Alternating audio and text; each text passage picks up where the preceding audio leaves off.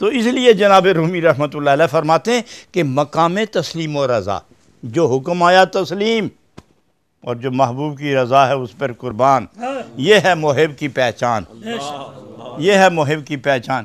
تو یہاں آ کے آپ نے بہت پیاری بات کہی کہ حقیقت اختیار کرو، کیونکہ کوئی چیز جب حقیقت بن جائے، مثلا کسی شے کو میٹھا کرتے ہو تو کسی نہ کسی وقت وہ میٹھا ختم ہو جاتا ہے، لیکن شکر کی جو حقیقت ہی مٹھاس ہے، شکر جو اس کی ذات میں ہی مٹھاس ہے اور ذات ہی مٹھاس ہے، حقیقت ہی مٹھاس ہے، اس کو کس طرح دور کرو گے؟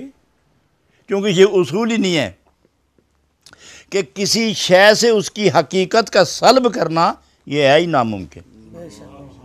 کسی شے سے اس کی حقیقت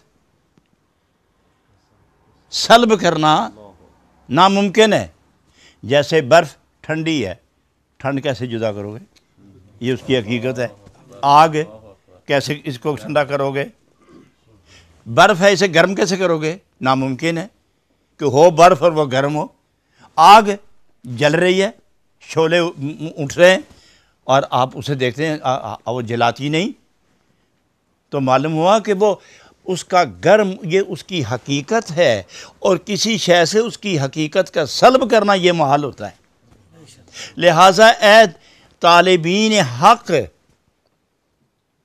اے مسافرین راہ وفا، اپنی عادتیں، خصلتیں، طبیعتیں، مزاج یہ مٹا کر اپنے محبوب کے مزاج کو اپنا مزاج بنا لو، کہ آپ کی مرضی آپ کی حقیقت نہ ہو، محبوب کی مرضی آپ کا مزاج بن جائے، محبوب کی مرضی آپ کی طبیعت بن جائے، اور محبوب کی مرضی آپ کی عادت بن جائے، اور محبوب کی مرضی آپ کی زندگی کا نصب و لعن بن جائے، اور محبوب کی رضا عین زندگی بن جائے۔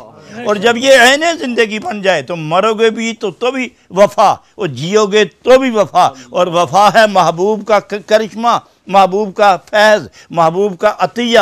تو گویا تمہارا مرنا بھی محبوب کے لیے ہے، تمہارا جینا بھی محبوب کے لیے ہے۔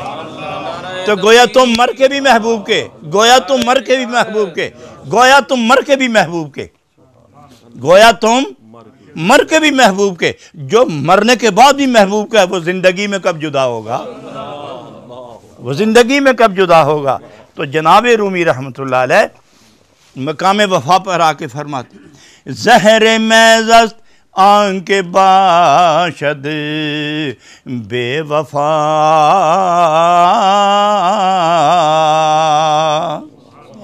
زہر محض آنکھ باشد بے وفا، حب لنا یا ربنا نعم الوفا، حب لنا یا ربنا نعم الوفا،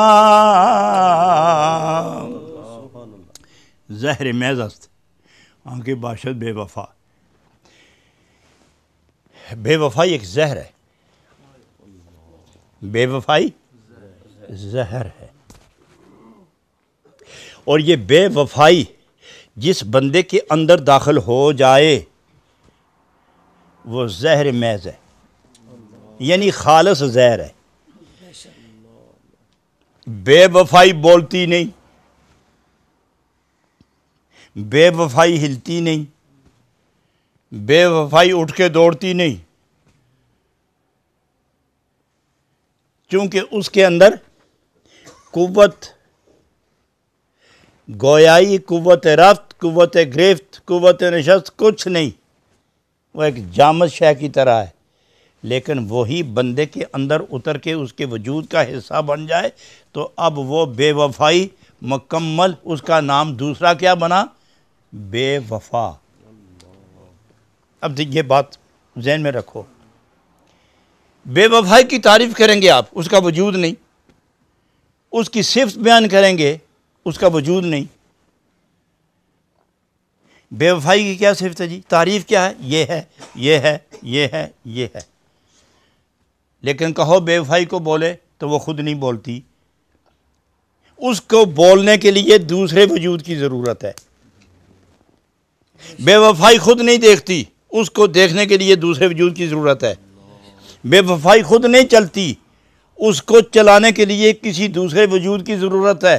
تو وہ جس وجود میں بے وفائی داخل ہو جائے تو وہ جب وجود چلنے لگے تو چلتی بے وفائی ہے، لیکن چلنے والے کو کہتے ہیں بے وفا، دیکھنے والے کو کہتے ہیں بے وفا، بولنے والے کو کہتے ہیں بے وفا، بیٹھنے اٹھنے والے کو کہتے ہیں بے وفا، اور وعدے توڑے تو بے وفا، وعدے توڑے تو بے وفا، اور چوری عشق میں محبت میں ڈاکہ ڈالے تو بے وفا، اور وعدہ محبوب سے کرے تو توڑ تو اسے انتہا تک نہ نبھائے تو بے وفا۔ تو گویا وہ جو بے وفائی کی صفت تھی وہ اندر